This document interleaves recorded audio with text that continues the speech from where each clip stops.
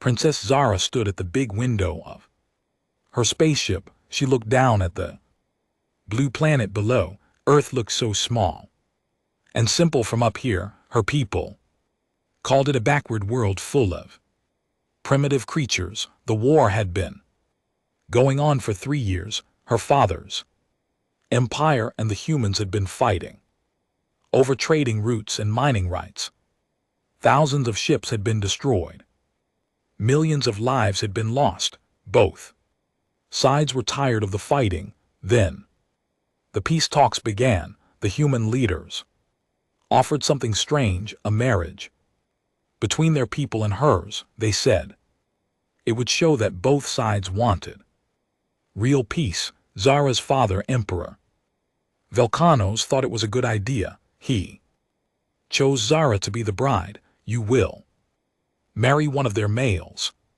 Her father had told her it will end this war and bring honor to our family. Zara had agreed because she loved her people, but she expected to marry some rough warrior or cruel politician. Humans were known to be violent and simple-minded.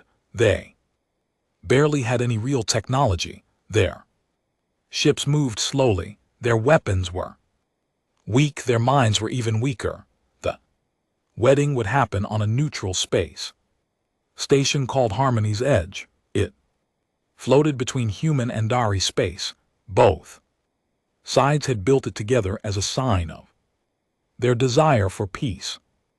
Zara's ship docked at the station 3 days before the wedding. She wore her best royal clothes, a flowing purple dress that changed colors in the light. Her advisors walked beside her. They whispered about how this marriage would help their empire.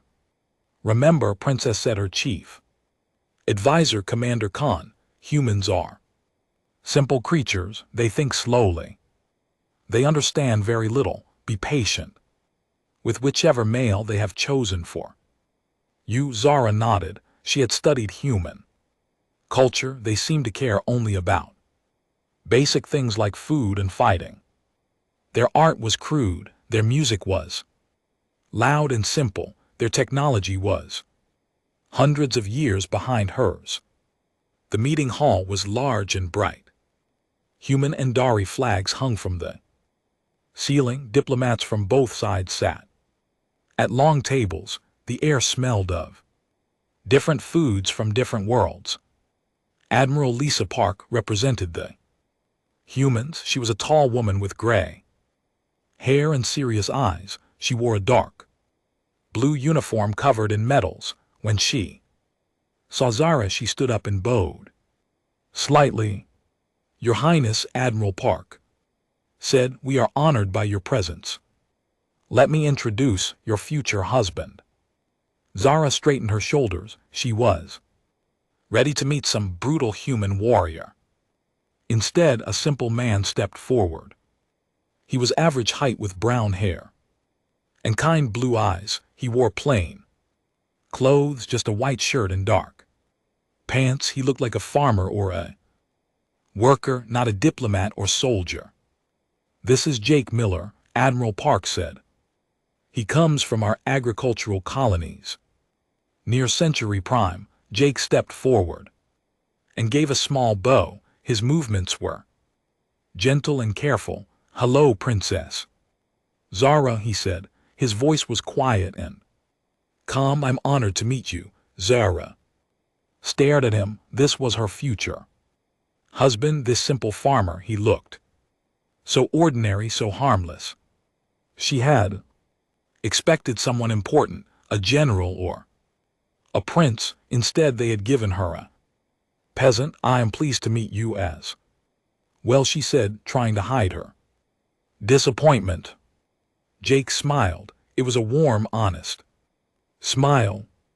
I brought you something, he said. He reached into his pocket and pulled out a small flower. It was white with yellow in the center. I grew it myself. I thought you might like it. The flower was pretty but so simple. On her world, they had flowers that sang and changed colors and smelled like music. This human flower just was plain and basic.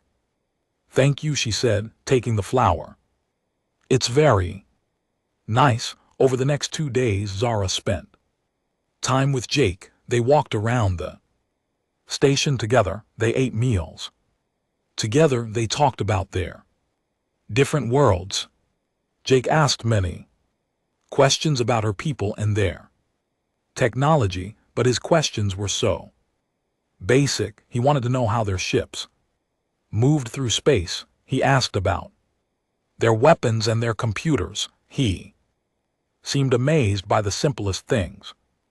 Your people must be very smart, he would say. I don't understand how this works, but it's wonderful, Zara found his wonder almost childlike. He would stare at their holographic displays like a young child seeing magic for the first time. He would touch their control panels very carefully, as if he was afraid to break them. Jake also carried a small notebook with him. He was always drawing in it. When Zara asked to see his drawings, he showed her pictures of flowers and trees and landscapes.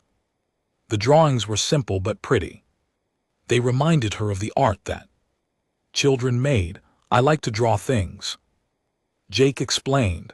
It helps me remember beautiful moments. During their walks, Jake told her about his life on the farming colony. He talked about growing food and taking care of animals. He described the simple houses where people lived and the small communities where everyone knew each other. It sounds peaceful, Zara said. It is, Jake replied, but sometimes peace isn't enough. Sometimes you have to fight for something bigger than yourself. That was the only time he sounded serious. Most of the time he seemed happy and content with simple things. The wedding ceremony was held in the main hall of the station. Representatives from both governments watched. Cameras recorded everything too, broadcast to both human and Dari worlds. Zara wore a traditional Velari wedding dress made of silver fabric that moved like liquid. Jake wore a simple black suit. They stood together under an arch of flowers from both their worlds. Ceremony was short. They exchanged vows in both languages. Jake's voice was steady as he promised to honor her and her people. Zara promised the same, though she still wondered what kind of marriage this would be. After the ceremony, there was a celebration. Human and Velari food was served. Musicians from both cultures played together. Diplomats made speeches about peace and friendship. Zara watched Jake during the party. He was polite to everyone. He listened more than he talked.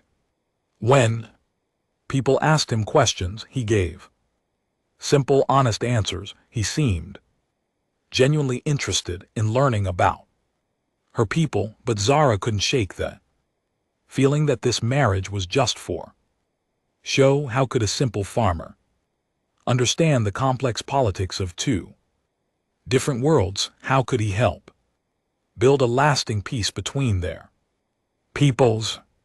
Late that night, after the party ended, Zara and Jake stood alone on the observation deck. Through the big windows, they could see stars and distant planets. Are you happy? Jake asked quietly. Zara thought about the question. I am doing my duty, she said. That is what matters. Jake nodded. I understand. Sometimes duty is the most important thing. He paused. But I hope someday you might be happy too. His words were kind, but they made Zara feel sad. This gentle farmer seemed nice enough, but how could he understand the weight of responsibility she carried? How could someone so simple help her lead two civilizations toward peace? As she looked at the stars, Zara made a silent promise. She would do her best to make this marriage work for her people. For peace, even if her husband was just a simple man who drew flowers and grew food. She had no idea how wrong she was. About Jake Miller, she had no idea that behind his simple smile and gentle questions lay one of the most brilliant minds in human space, and she had no idea that his little notebook contained far more than innocent drawings of flowers and trees. The war was about to take a very dangerous turn, and the simple farmer she had married was about to become the most important person in 2 galaxies. 3 months had passed since the wedding. Zara and Jake now lived together on her flagship, the Star of Velar. It was a massive ship with crystal towers and floating gardens. Jake seemed amazed by everything on the ship. He would walk through the corridors with wide eyes, looking at the walls that showed moving pictures of space. The war had gotten worse. A new enemy had appeared, the Qatar Dominion. They were a cruel race that wanted to destroy both humans and Velari. Their ships were fast and deadly. They attacked without warning and showed no mercy. Jake attended the daily war meetings with Zara. He sat quietly in the corner while generals and admirals discussed battle plans. He never spoke. During these meetings, he just listened and drew in his notebook. Zara thought he was probably bored. The military talk must be too complex for a simple farmer. But she noticed that he drew more during the serious discussions. His pencil moved quickly across the pages. One day, Admiral Park visited their ship. She brought bad news. We lost 3 supply convoys this week, she told the War Council. The crasher keep finding our routes. We can't figure out how they know where our ships will be. General Kane, Bishop Zara's military commander, studied the star charts. We need new routes, but every path we choose seems obvious to them. The room fell silent.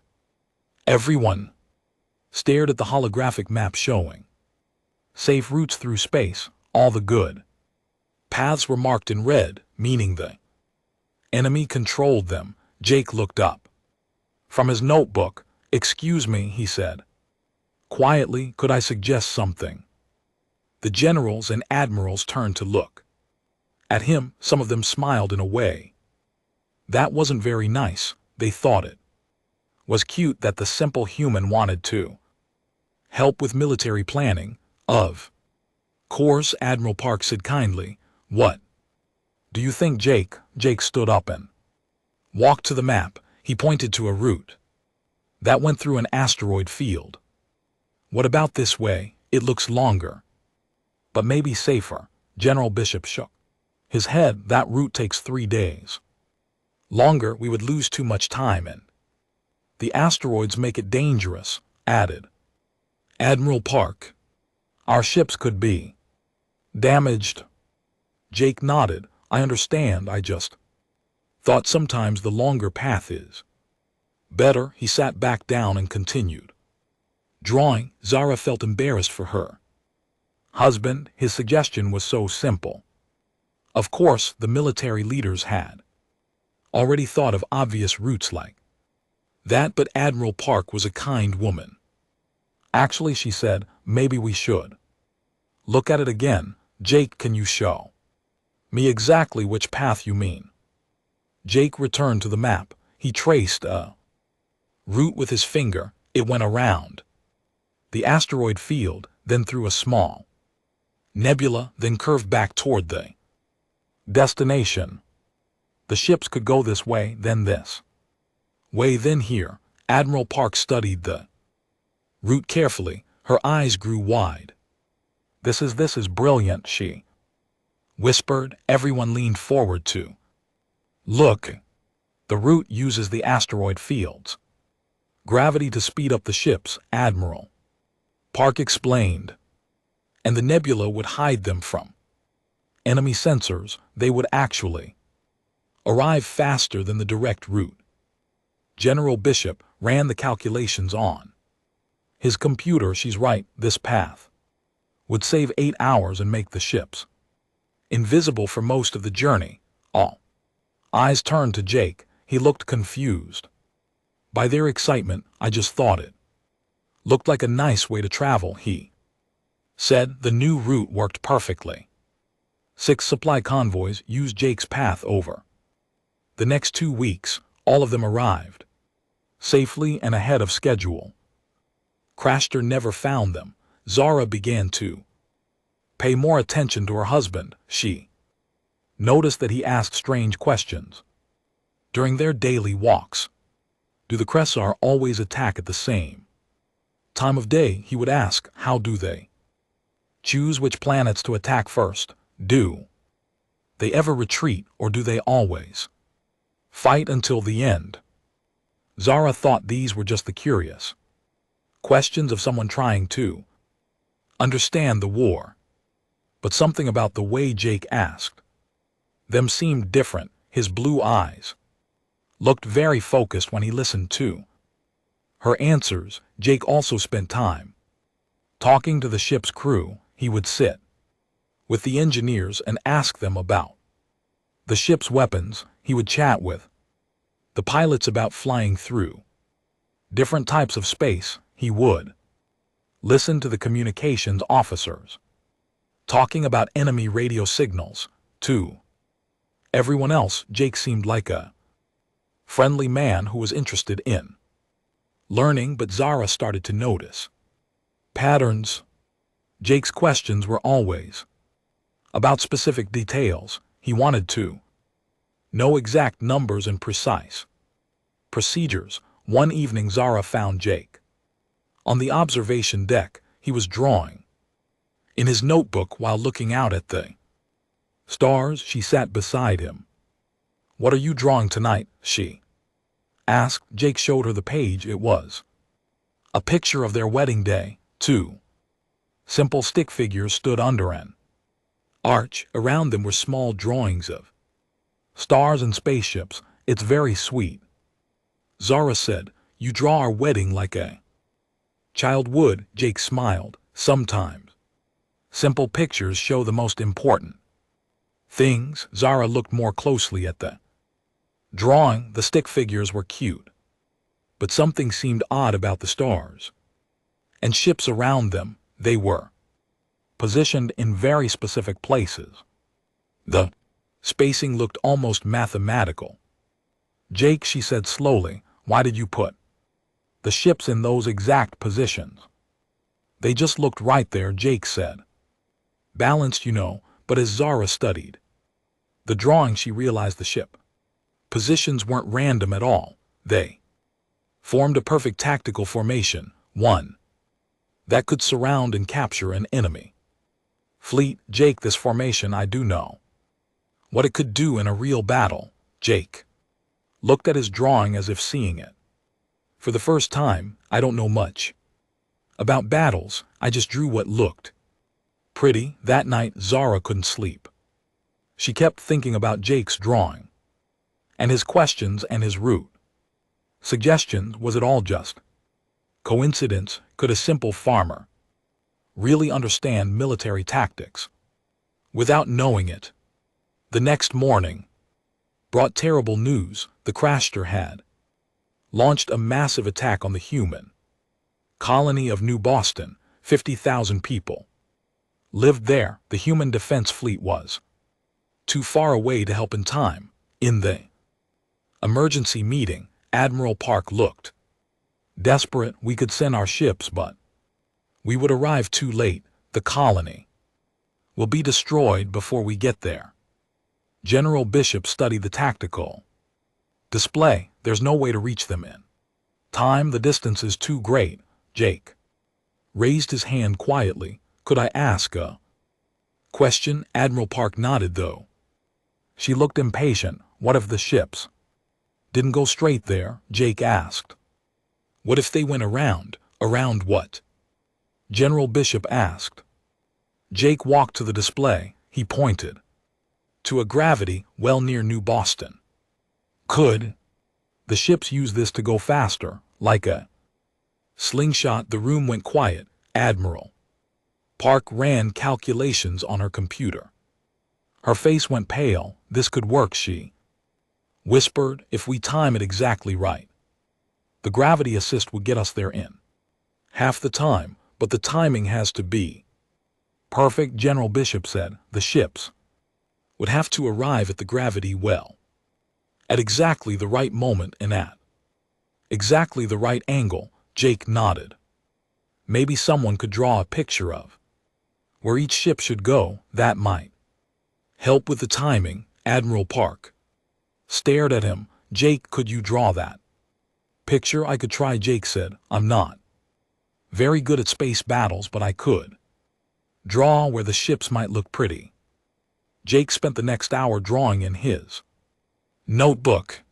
He made what looked like a child's picture of ships flying around a star, but when Admiral Park saw it, she gasped. This is the most sophisticated gravitational slingshot maneuver I've ever seen, she said. The timing, the angles, the formation, it's all perfect. The human fleet followed Jake's drawing exactly. They reached New Boston just in time to save the colony.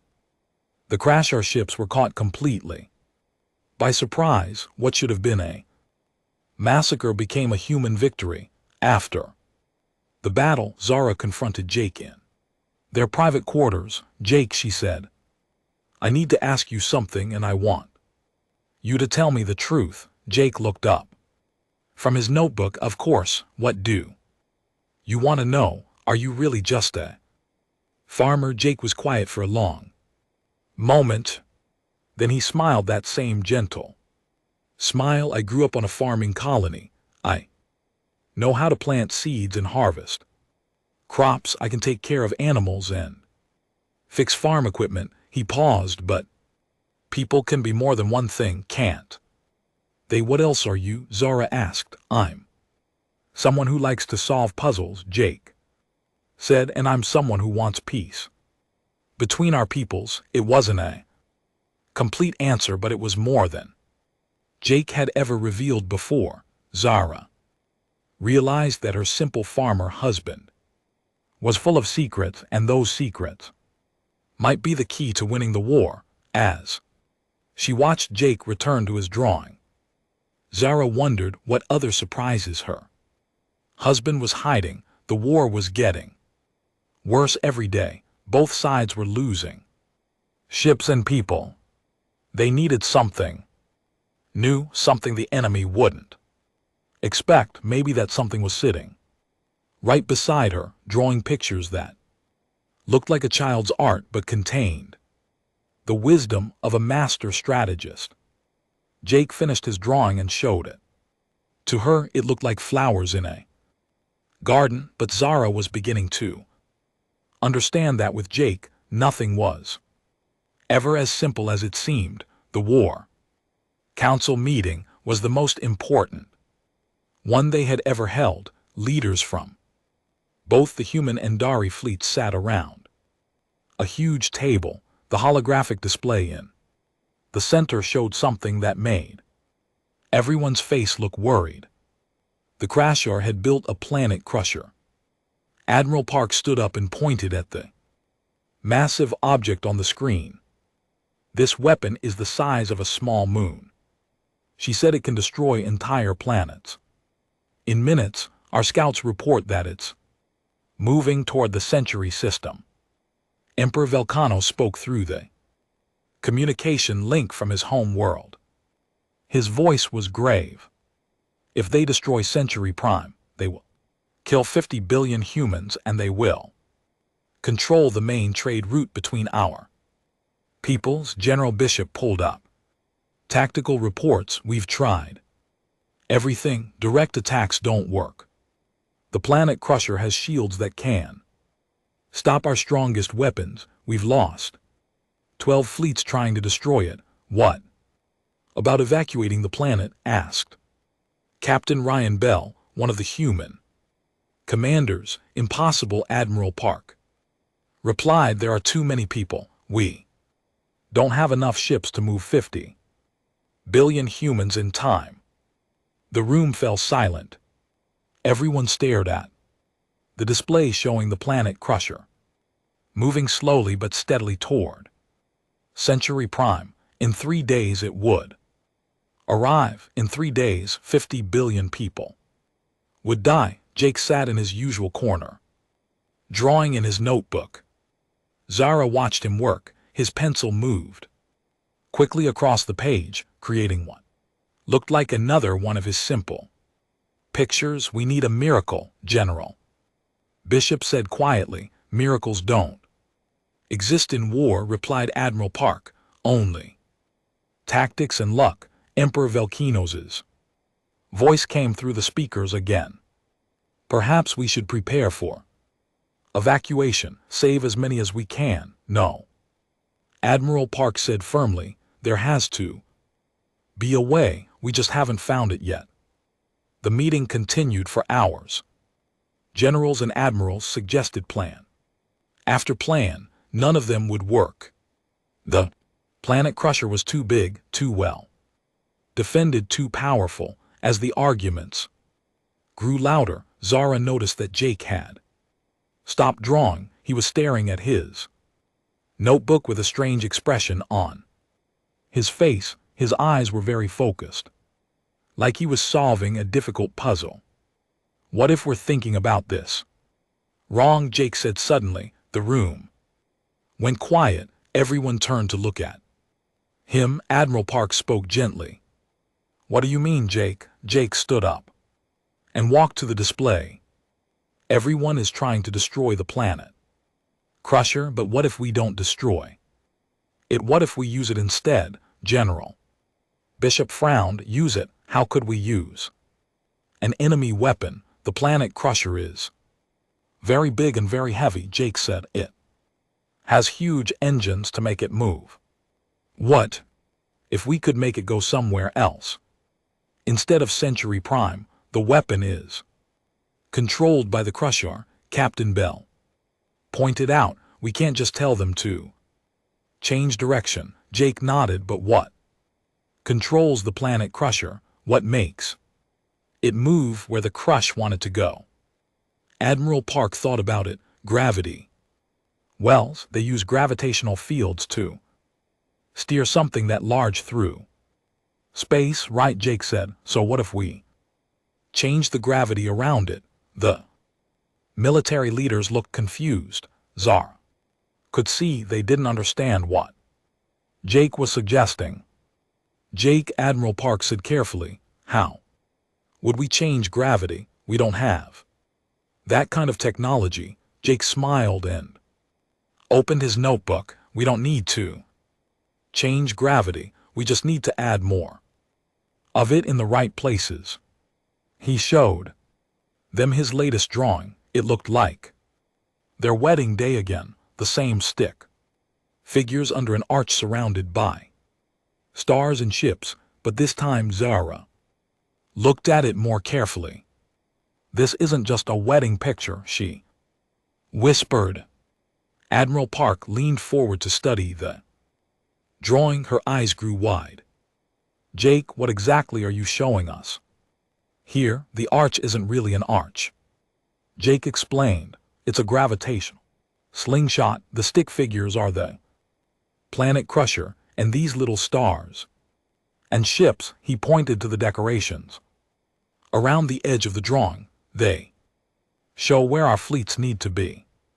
Captain Bell looked confused. I don't understand. Admiral Park was running calculations on her computer. Her hands were shaking. I think I do. Jake, are you suggesting that we use multiple gravity wells to redirect the planet Crusher's course? The planet Crusher is following a straight line to Centauri Prime, Jake said. But what if we put ships with gravity generators in exactly the right places? The planet Crusher would have to follow a different path, like water flowing around rocks in a stream, Zara said, beginning to understand exactly. Jake smiled at his Wife, and if we put the rocks in the right places, we can make the water flow where we want it to go. General Bishop was studying the drawing with a shocked expression. This is incredible. You're not just talking about redirecting the planet crusher, you're talking about turning it into a weapon against the crusher fleet. Jake nodded. The planet crusher has enough power to destroy planets. If we could aim it at their main battle fleet instead, it would end the war, Admiral Park whispered, but Captain Bell shook his head. This plan is impossible. The timing would have to be perfect across dozens of star systems. We would need thousands of ships to create the gravity wells, and if we make even one small mistake, the planet crusher destroys Century Prime. Anyway, finished General Bishop. Jake opened his notebook to another page. This one showed what looked like a complex flower with many petals. Each petal had tiny numbers and symbols written inside it. I think I worked out the timing, Jake said quietly, and the ship positions and the backup plans if something goes wrong. Admiral Park stared at the flower drawing. As she studied it, her face went from confused to amazed to frightened. Jake, she said slowly, this isn't just a battle plan. This is the most complex military operation ever attempted. You've calculated movements for how many ships? About 3,000, Jake said, from both our fleets, and you've accounted for gravitational interference from 17 different star systems. Yes, and you have backup plans for every possible enemy response. I tried to think of everything they might do. The room was completely silent. Everyone stared at Jake as if they were seeing him for the first time. Emperor Volcano spoke through the communication link.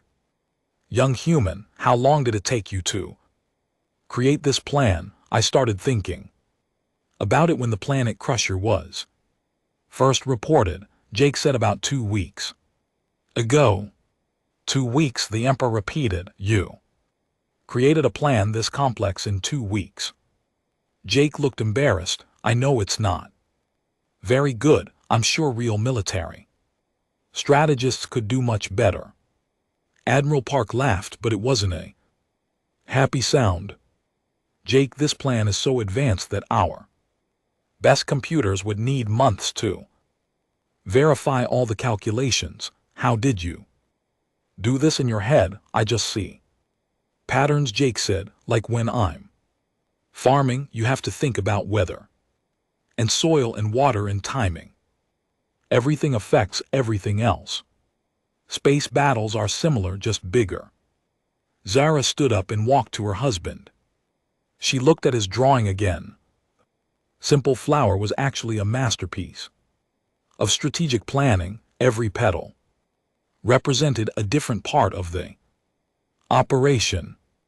Every number showed exact timing and positioning. Jake, she said, who are you really? Before he could answer, alarms began ringing throughout the ship. A communication officer rushed into the room. Admiral Park, General Bishop, the Crescenter fleet is moving faster than expected. The planet crusher will reach Century Prime in 2 days, not 3. Admiral Park looked at Jake's plan again. Can we implement this in 2 days? Jake studied his drawing. We would have to start moving ships immediately, and everyone would have to trust the plan completely. There won't be time to let's check the calculations.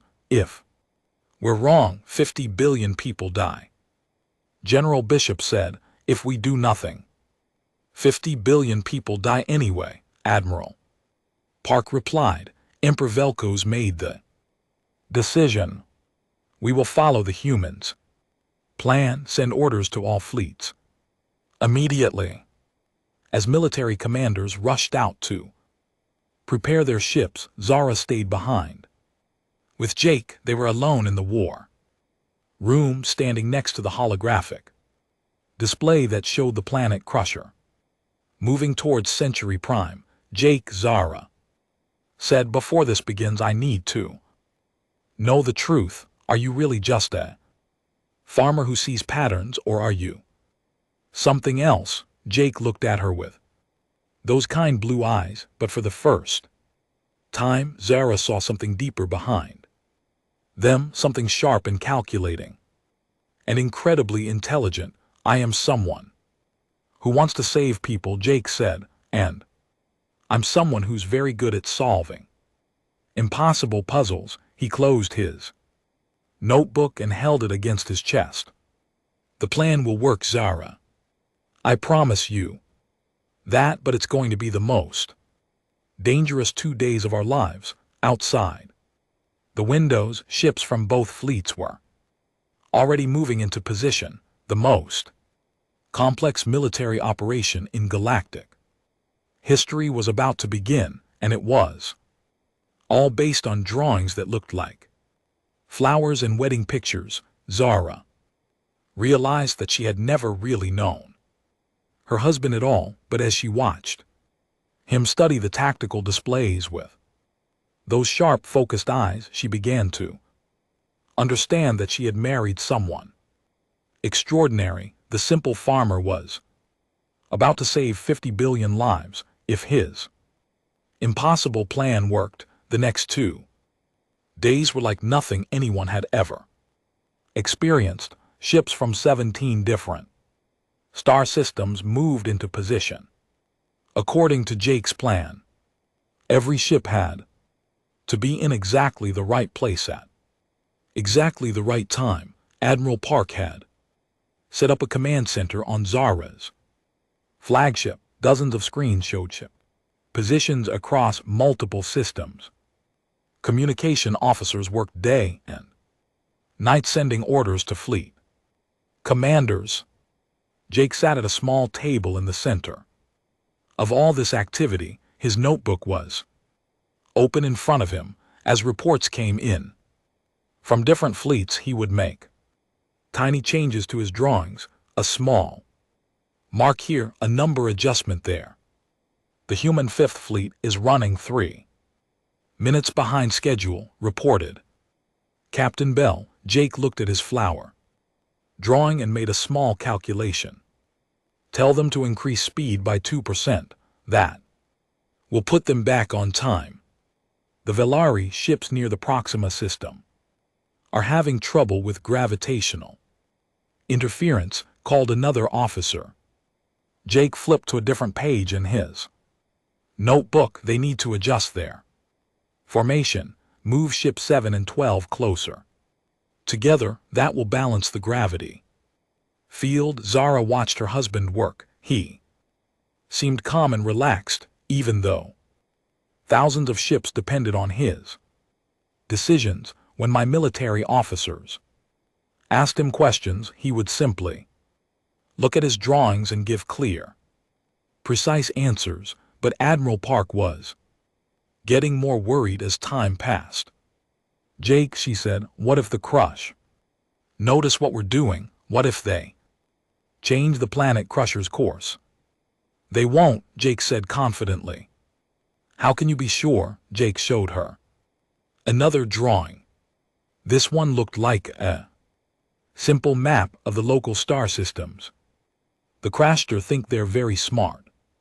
They believe their plan is perfect. They won't change course unless something forces them to, but they must see our ships moving into position." "They see ships moving," Jake agreed, "but they think we're trying to evacuate Centauri Prime or preparing for a final desperate battle. They don't realize we're creating a trap." General Bishop joined the conversation.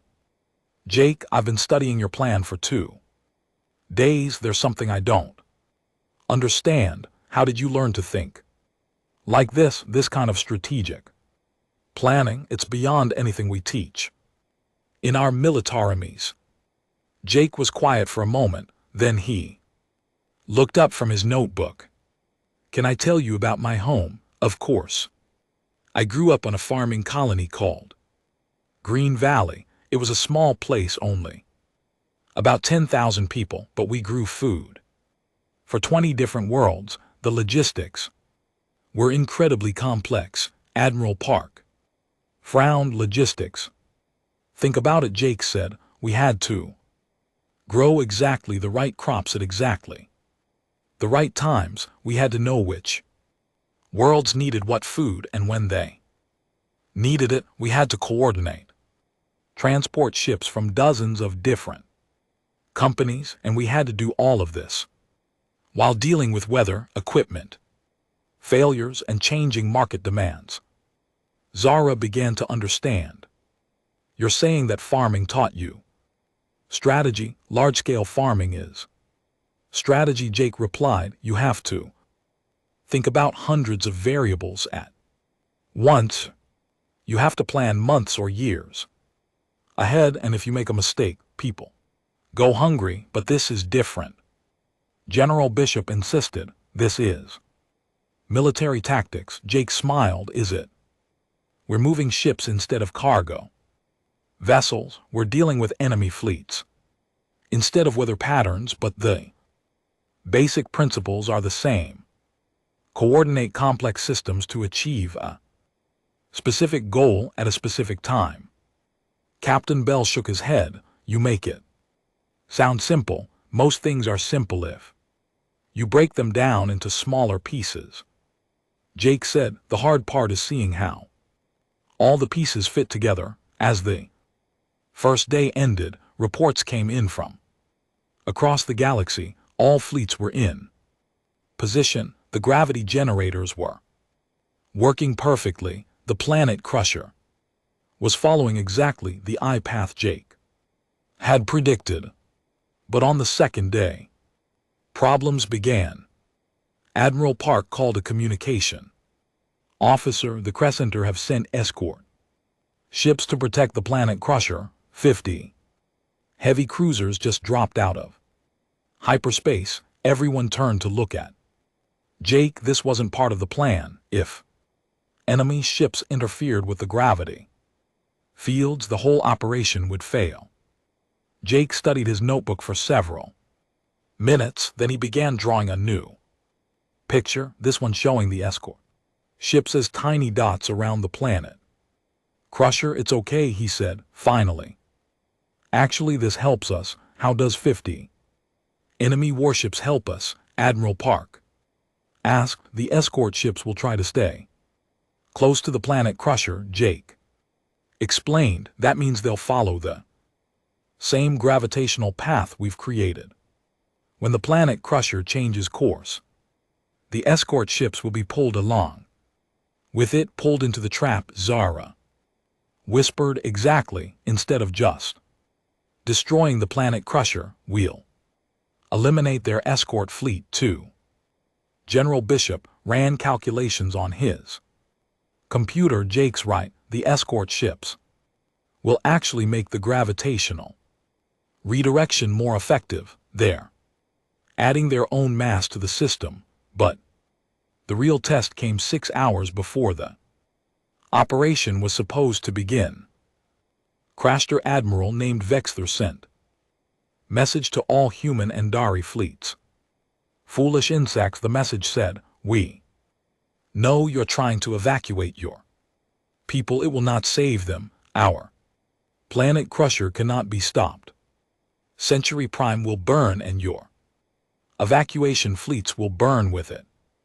Admiral Park looked worried. They're threatening to attack our ships before the planet crusher reaches Century Prime. Jake looked at his drawings again, then he smiled. This is perfect.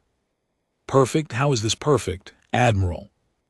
Vexler just told us exactly what we needed to know. The crusher still think we're evacuating. They have no idea we're setting a trap, and if they attack our evacuation fleets, they'll move their ships into exactly the positions we need them to be in. Jake opened his notebook to a page that showed what looked like a child's drawing of a Spider web, I was hoping they would do something like this. Admiral Park stared at the spiderweb drawing. Jake, this isn't your main plan, is it? This is a backup plan. It's backup plan number 7, Jake said.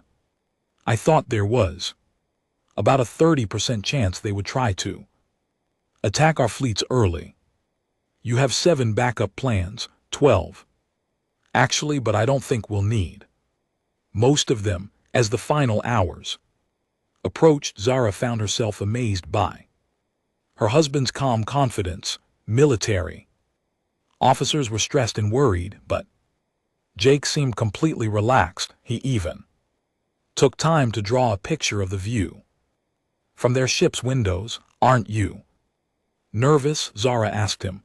No, Jake said. The mathematics are correct. All the variables are accounted for. The plan will work, but what if something unexpected happens? Jake showed her his notebook. I've thought of 347 different things that could go wrong. I have plans for all of them. 347. Well, 348 now. I just thought of another one. He made a small note in the margin of one of his drawings. Finally, the moment arrived. On screens throughout the command center, they could see the planet crusher approaching the gravitational field created by their ships. It was enormous, larger than most moons. Its surface was covered in weapons that could destroy entire fleets. Gravitational redirection begins in 30 seconds, reported Captain Bell. Jake closed his notebook. Remember, everyone needs to follow the timing. Exactly. No early moves, no late moves. 10 seconds, called Captain Bell. The command center fell silent. Everyone stared at the main screen showing the planet crusher. Now, whispered Jake. Across 17 star systems, gravity generators activated simultaneously. Thousands of ships created new gravitational fields that pulled and pushed at the massive planet crusher. For a moment, nothing seemed to happen. The planet crusher continued on its original course towards Centauri Prime. Then slowly, its path began to curve. It's working, Admiral Park breathed. The planet crusher was no longer heading towards Centauri Prime. Jake's gravity trap was pulling it toward the main Crestar battle fleet instead. Enemy ships are trying to compensate, reported an officer. They're firing their engines at full power. Let them, Jake said. Their engines aren't strong enough to fight the gravitation field we've created. On the screen, they could see the planet crusher changing course more and more. The Crescenter fleet was directly in its path. The enemy admiral is sending emergency signals, another officer reported. He's ordering all ships to retreat. Too late, Jake said quietly. They can't move fast enough. The planet crusher pulled by the gravity fields of thousands of human and Velari ships plowed directly into the heart of the Castor fleet. The collision was visible from 3-star systems away, a brilliant flash of light, as the planet crusher's weapons exploded, along with hundreds of enemy warships. When the light faded, the main crush battle fleet was gone. The planet crusher was destroyed and Centauri Prime was safe. The command center erupted in cheers. Officers hugged each other and shouted with joy. Admiral Park had tears in her eyes, but Jake just sat quietly at his table, drawing a new picture in his notebook. This one showed the aftermath of the battle, scattered debris where the enemy fleet used to be. Zara sat beside her husband. Jake, do you realize what you just did? You saved 50 billion lives. You ended the war. Jake looked up from his drawing. I solved a puzzle, he said simply. A very large, very complex puzzle, but still just a puzzle. Is that all this was to you, a puzzle? Jake's expression, 1 month after the great battle. Zara and Jake stood together on the observation deck of their ship.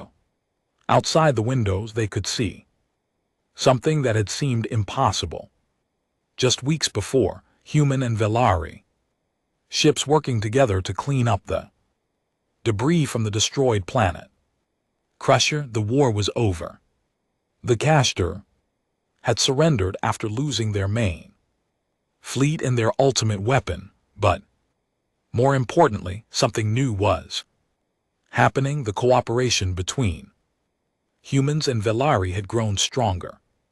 During the crisis, now they were talking about real partnership instead of just peace. The cleanup operation is going well, Zara said, watching salvage ships collect valuable materials from the wreckage. It's more than cleanup, Jake replied. Look at how the crews are working together, humans and Velari on the same ship, sharing techniques and knowledge. Zara nodded. It was true.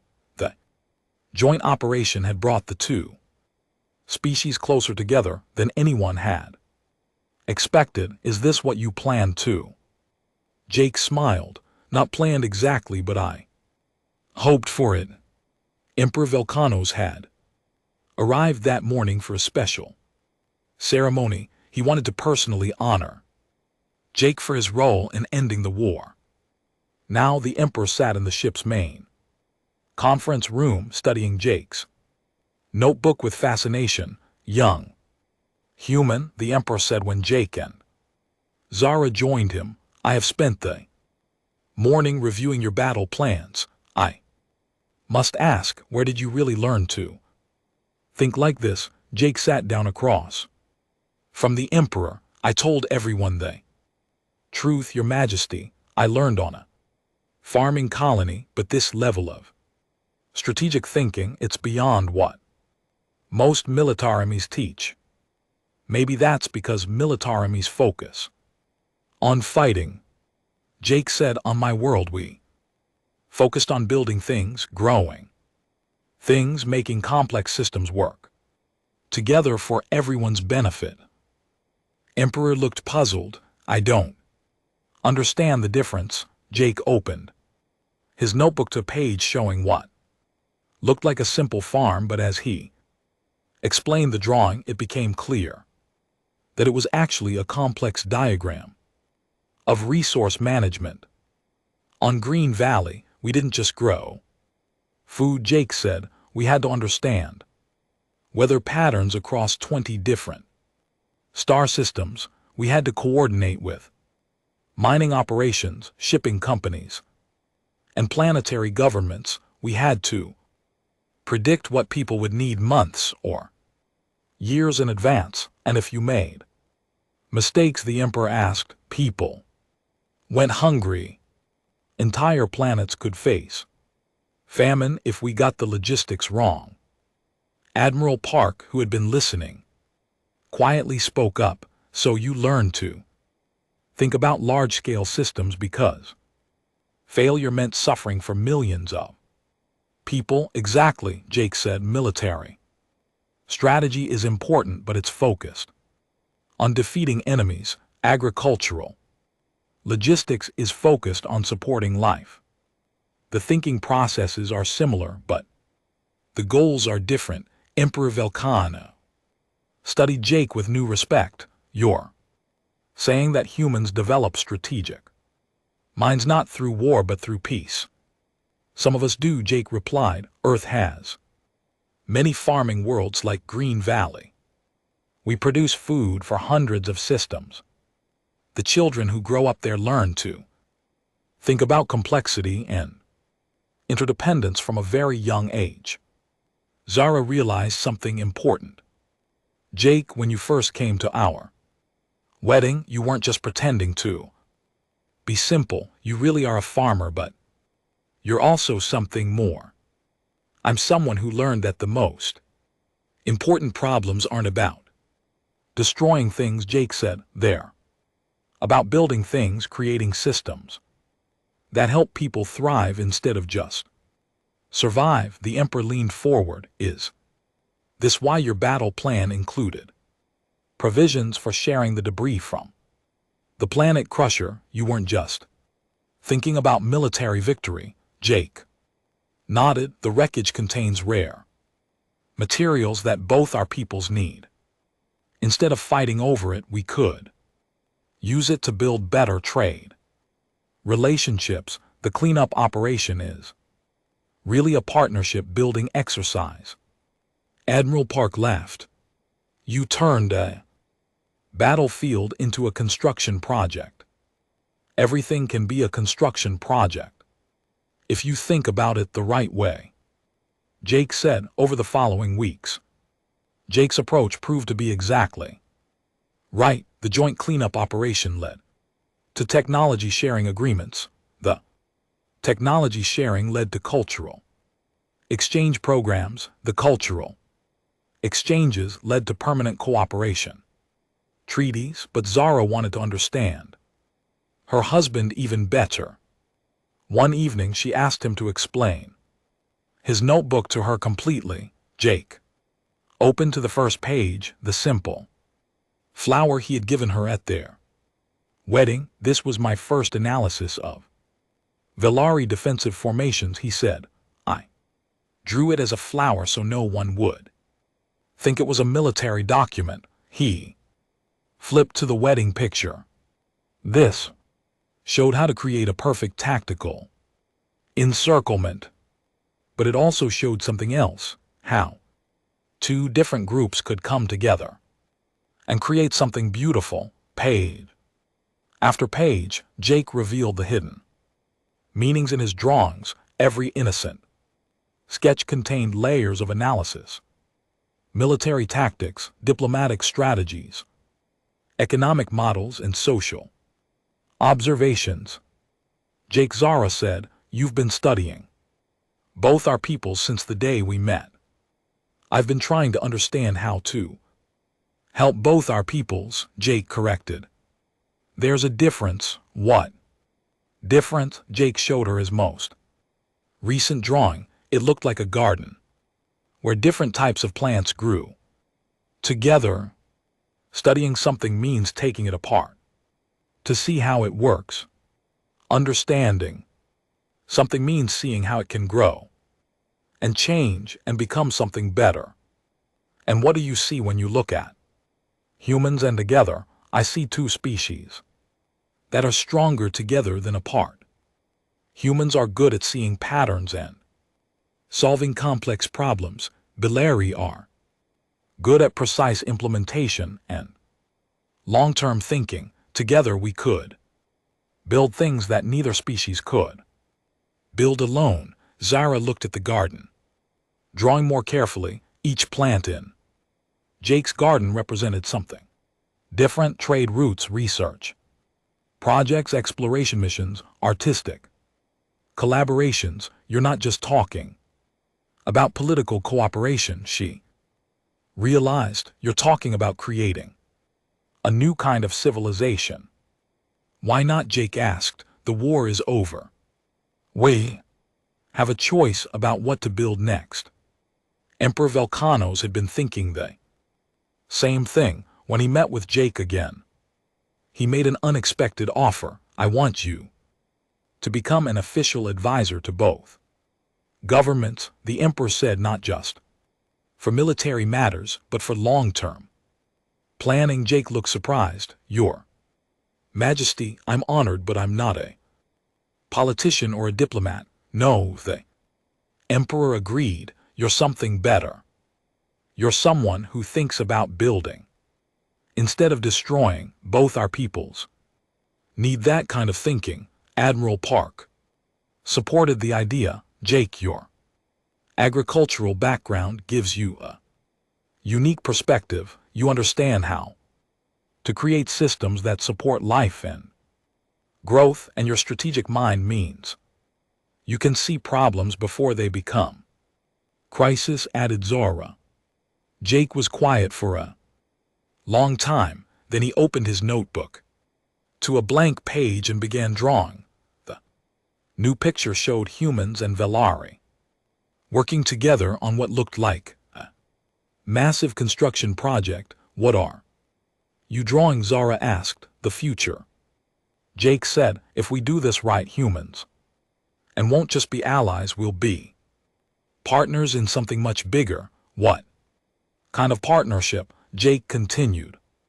Drawing, exploration, research, building new worlds where both species can thrive, maybe even contact with other civilizations, but this time as friends instead of conquerors. The Emperor studied the drawing. You believe this is possible? I believe it's inevitable.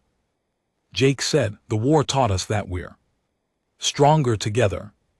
Peace will teach us what we can accomplish when we combine our different strengths. 6 months later, Jake's prediction proved correct. Humanari Cooperative Council was established with Jake as its chief strategic advisor. The first joint missions were launched. Exploration ships crewed by both species, research stations studying questions that neither group could answer alone, and agricultural projects that fed people across dozens of worlds. Zara and Jake moved to a new ship designed by both human and Dari engineers. It was beautiful in a way that neither species could have achieved alone, combining elegance with human practicality. On their first night aboard the new ship, Zara found Jake on the observation deck drawing in his notebook as always. What are you working on now? She asked. Jake showed her the page. It was a picture of the two of them, but not as stick figures this time. This drawing showed them as they really were, two individuals from different worlds who had found a way to build something meaningful together. Is this another strategic plan? Zara asked. No, Jake said, this is just a picture of my wife. No hidden meanings, no secret tactics. Just Zara, who was brave enough to marry a stranger and wise enough to see past her first impressions. Zara looked at the drawing more carefully. It really was just a portrait, the first completely honest picture Jake had ever shown her. I love you, she said, not because you're a strategic genius or because you ended a war. I love you because you see the best possibilities in everything, including me. Jake put down his pencil and took her hand. When I first met you, I saw a princess who was doing her duty, even though it made her unhappy. I wanted to find a way to give you reasons to smile. You did more than that. You gave me a future worth smiling about. They stood together, looking out at the stars, watching ships from both their peoples working side by side. The war was truly over. The peace was just beginning.